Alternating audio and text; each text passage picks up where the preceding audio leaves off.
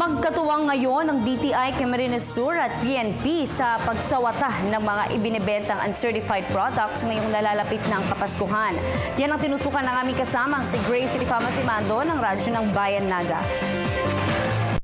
Ngayong araw, ang Albay DTI sa panguna ng DTI Provincial Director Rodrigo Aguilar ay nakatakdang balikan na ang lahat ng mga may-ari ng tindahan doon na nakumpiskahan ng mga produktong walang ICC marks at hindi dumaan sa pagbubusisi ng DTI upang mabigyan ng import permits.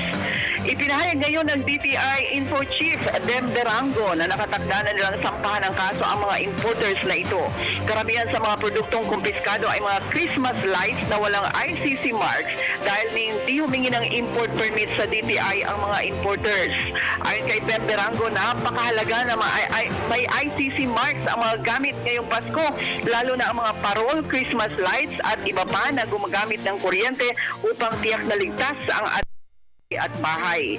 Iniatas na ni DTI Regional Director Jocelyn Blanco sa lahat ng mga provincial heads na paigtingin ang mga pag-monitor, kampanya at aktwal na pag-iinspeksyon sa lahat ng mga tindahan, lalo na at panahon na ng Kapaskuhan.